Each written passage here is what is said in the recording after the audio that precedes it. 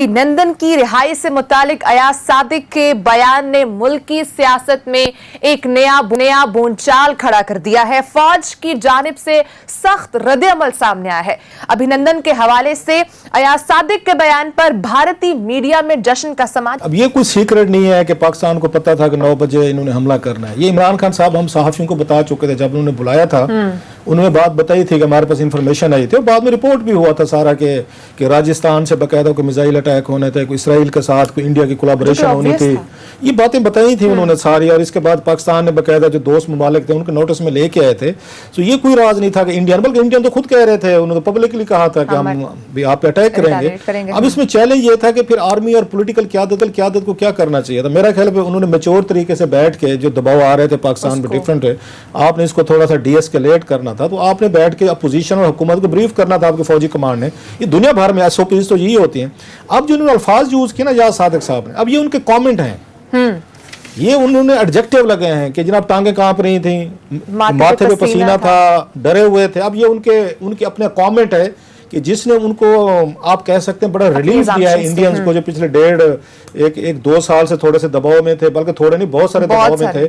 उनको तो रिलीफ मिला है कि जनाब कि ये तो पाकिस्तान के इतना बड़ा स्पीकर साहब हैं, तो वो बैठ के इनकी अपनी मोमेंट ऑफ विक्ट्री को सरेंडर बना दिया ना इन्होंने कर दिया। ये बहुत बड़ा ब्लो है, जिससे मेरा ख्याल पाकिस्तानी कौम जो है वो बहुत बड़ी वो डिमोरलाइज भी हुई है। और मतलब फॉर अंडरस्टैंड उसको कहते हैं अंडरस्टैंड बाय रीजन, कि हमारा जो उन पे एज था, हम तो ये समझे बैठे थे ना कि हमने बहुत बड़ा जेस्चर दिया है, हमने एक पीस का जेस्चर दिया है। इसमें 3-4 ममालिक इन्वॉल्व थे, बड़ी अच्छी खासी एक अग्रेसिव किस्म की इसमें डिप्लोमेसी हुई है, बिहाइंड द सीन्स बहुत कुछ हुआ है। आप ऐसे तो नहीं होता कि बंदा उठाए और उसको या मेरे कहने पे आने लाइटर नोट कर साहब ने क्योंकि आज रात टीवी शो में कह दिया तो इनको झूठा नहीं होने देना, तो हमने अगले दिन छोड़ देना, मेरी वजह से तो नहीं हो रही थी चीजें। ऑफकोर्स बैकग्राउंड पे बहुत कुछ यहाँ पे चल रहा था जिसको किया। सो अयाज सादिक साहब को अब उनको कहाँ से हौसला मिला है? उन्होंने जब नवाज शरीफ साहब का ये देखा है कि जनाब के ये तो यहाँ तक चले गए हैं, ये नेक्स्ट लेवल होता है ना, नेक्स्ट लेवल आपका, तो उन्होंने कहा जनाब कि मैंने कोई ऐसी चीज एक्स्ट्राऑर्डिनरी कहने, मैंने बताया कि तुम लोग यहाँ पे कितने बुज़दिल और हम कितने बहादुर हैं। जो अयाज सादिक साहब कह रहे हैं कि मेरी बातों को सयाको सबाक से हटकर बताया जा रहा है,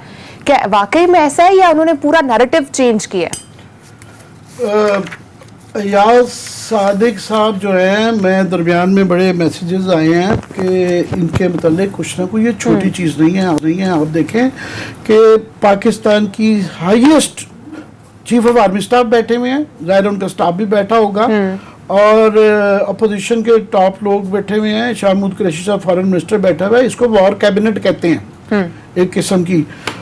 उसमें जंग है, जंग की सूरत हाल में जो है वो जो बताई जा रही हैं उन चीज़ों को, ये वर्ल्ड वॉर सेकंड की आप ये चर्चिल की फिल्में देख लीजिएगा, या उस ज़माने की 25-25 साल बाद वो डीक्लासीफाई हुई हैं, अब जाके फिल्में बन रही हैं कि एक्चुअली वो जो कहा जाता था, चर्चिल साहब भी वहाँ पे डरे हुए थे जब उनको ये कह दिया था कि नॉर्मंडी के वक्त भी वो परेशान थे, और जी वहाँ क्या हुआ था, डनकर्क में क्या हुआ था, ये क्या हुआ था। वो 25 साल बाद हिरोशिमा की पहली तस्वीर जो दुनिया ने देखी, वो 25 साल बाद 1965 में, 20 साल बाद जो है ना, 30 साल के बाद पहली दफ़ा वो छपी। किसी ने वो डोम और देखा नहीं था कि हिरोशिमा में क्या हुआ है, और उसकी वजह से रेडिएशन का लोग अपने अमेरिकन फौजी भी शिकार हो गए। ये अभी कल का वाक़या है, और एक आदमी को एक्सेस मिली हुई है ऑफिशियल जो है मीटिंग के अंदर, in camera highest level on a very sensitive issue. वो आके हंसी मजाक उड़ा रहे हैं, इनकी टांगें कांप रही थी, इनके वो हो रहे थे, वो आज तक नहीं मानते। आप वो कहें उनके जो है इतने 100 साल हो गए हैं जंगों को ख़त्म हुए हुए, वो अपनी ये नेशनल प्राइड और उस पर नहीं है। तो हमारी एक विक्ट्री का जो मैं कह रहा हूँ, ये विक्ट्री थी जिसने हमें फील गुड फैक्टर दिया। तो इन्होंने बिल्कुल एक क्योंकि एक आम आदमी नहीं है ना, फ्लोर ऑफ द हाउस पे कह रहा है, एक्स फॉर्मर स्पीकर है, तो वो इनका कुछ ना कुछ इसका ये सिर्फ इनका अब भी हंस के कह देना ही मैं तो ये क्या, ये नहीं है। इसको बिल्कुल देखना पड़ेगा। मेरा ख्याल है इसकी लीगल ओपिनियन लेनी चाहिए। हम उस कबीले में नहीं है जो 1 मिनट में कहें जी इसको गद्दार बना दो, गद्दार नहीं है, बट इसको लीगली देखना चाहिए कि इन्होंने क्या वायलेट किया है। इन्होंने एक बहुत ही इन कैमरा मीटिंग की है, highest level on a very secret and sensitive issue जो है, उसको इस तरीके से पब्लिक को ट्विस्ट करके बीच में इसके अंदर मैलाफिडी है इनकी ये बदनीयती थी या नहीं, इसकी इन्वेस्टिगेशन होनी चाहिए कि क्यों की और किस वक्त की, कि जब बहुत दोबारा ये इंडिया चाइना का वो मसला चल रहा है और हमारी इंडिया की एक टेंशन चल रही है, उस दौरान पे ये जाके इस तरह की बात करें, तो ये छोटी बात नहीं है। दूसरा मैं इकरार साहब से, आप इस पे जरा 1 मिनट से पहले आप इससे मैं क्योंकि जुबैर साहब पे भी जाना चाह रहा हूँ, ओपिनियन दे दें। जरूर जाए। इसमें 2-4 चीजें जो एजाज सादिक साहब के बयान को डिफरेंटली देखने की जरूरत है। आपने पूरी वार का नैरेटिव ही बदल दिया है। इवन इंडियन जो है खुद, वो उसके बाद फरवरी लास्ट ईयर के बाद आज कल की डेट तक वो खुद यही समझे बैठे थे कि हमें बहुत बड़ा वहां पे वो हुआ, सेटबैक हुआ है, हमारा पैलेट पकड़ा गया, हमारा जहाज गिर गया है, हमारे लिए फिर पाकिस्तानी प्लेन्स हैं उन्होंने बम्बिंग की है, अगरचे अल्लाह का शुक्र है दोनों साइड से नुकसान नहीं हुआ, बात उस पर बच गई। इन्होंने पूरा वार का नैरेटिव बदला है, इन्होंने वार की तारीख को बदल के रख दिया। 71 के बाद मेरा ख्याल है सबसे बड़ा जो गुड फील फैक्टर जिसकी आमिर बात कर रहे थे कि एक अवाम को लगा है कि हमारी एयरफोर्स या फोर्स जो है ना वो भी केपेबल है बड़े एक उसके साथ लड़ने के लिए, फौज के साथ लड़ने के लिए। आपने एक बयान जो कि 3 लफ्ज जो है ये तीनों इनकी पर्सनल कॉमेंट है। एक तो चलो आपने सीक्रेट मीटिंग का बताया, आप उसमें कह सकते वार कैबिनेट अपोजिशन भी है, ठीक है। दूसरा आपने जो अपने कमेंट किए हैं ना कि टांगे कांप रही थी, माथे पे पसीने थे, डरे हुए थे।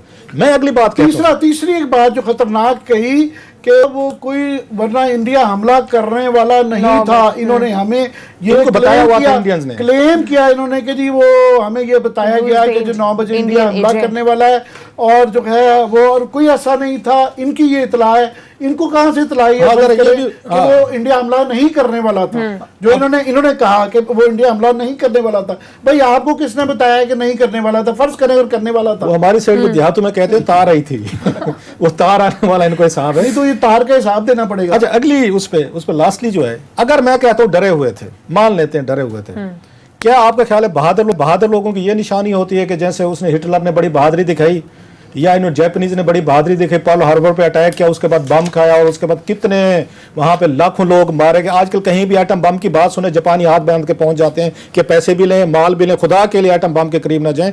अभी तक वहां पे उसके इफेक्ट जो है ना उसमें आ रहे हैं, अभी तक वो उनकी नस्लें उस पर तबाह हो रही हैं, तो डरना चाहिए था।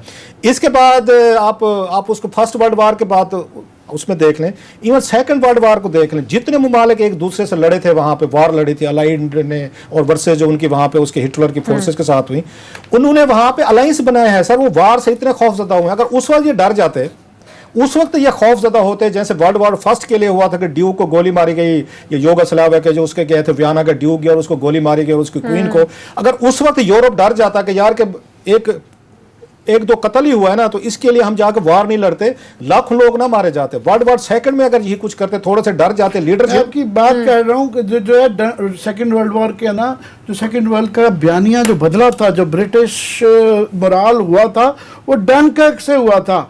और डनकर्क से बताया था जी दुनिया की हिस्ट्री में ऐसा रेस्क्यू ही नहीं हुआ जहां से उनकी सारी फौज वरना ब्रिटिश मारी जानी थी। अब वो बता रहे हैं कि सारी रात वो बाथरूम के ऊपर पॉट के ऊपर बैठा हुआ था, फिल्में अब बन रही हैं और वो डरा हुआ था। अब 100 साल बाद बताना कोई एक और बात है। मेरा ख्याल ये 1-6 महीने बाद वाइज लीडर को डरना चाहिए जंगों से। कोई भी समझदार जिसके दिल में इंसानों के लिए, जो अपने बच्चों को दूसरे बच्चों की तरह समझे। मतलब ये है कि यहाँ इंडियन पाकिस्तान जंगे लड़ते, बड़े बहादुरी दिखाते, वहां से मोदी साहब दिखाते, इधर से इमरान खान साहब दिखाते, और खुदा ना खासा लाखों लोग मारे जाते, एक दूसरे के शहरों में बम्बार्डमेंट होती। ये जैसे जर्मन ने आके उस पर लंदन में की थी, लोग डिस्प्लेस होते, हंगर है यहाँ पे, लोग मरे। उसके बाद अयाज सादिक साहब के सीने में ठंड पड़नी थी, वाह जी क्या हम बहादुरी। हाँ, वार आप पे इंपोज हो जाए, you have to fight it out. अगर वार इंपोज हो जाए, अगर हुक्मरान डर जाए वार से कि नहीं डरनी चाहिए, पीसफुल मींस ले ले, इवन रिट्रीट करना पड़े सम टाइम आपको तारीख में, हिस्ट्री में, तो ये डरना इसको नहीं कहते होते। जनाब सुलह हुदैबिया सबसे बड़ा, इस्लामिक पॉइंट ऑफ व्यू से भी देखें, सुलह हुदैबिया सबसे बड़ा एक मेरा रोल मॉडल जिसको लिया जा सकता है कि some time enemy is bigger, तो आपको थोड़ा सा रिट्रीट करना पड़ता है।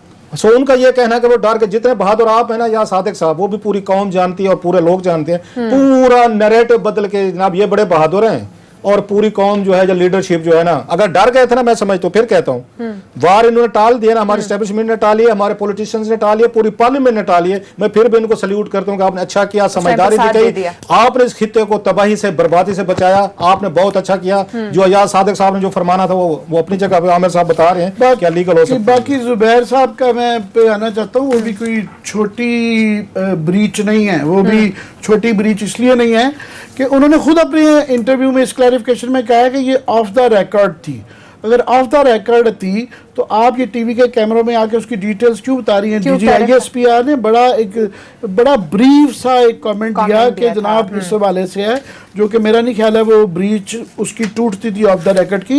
इन्होंने जो तफसीलात बतानी चाहिए और उसके दौरान में जो ये चीफ ऑफ आर्मी स्टाफ या डीजी उस पर कहा कि वो झूठ बोल रहे हैं और अंदर की जो तफसीलात के माल रोड पे मैं नहीं आने दूंगा और ये जो बातें हैं ये भी छोटी नहीं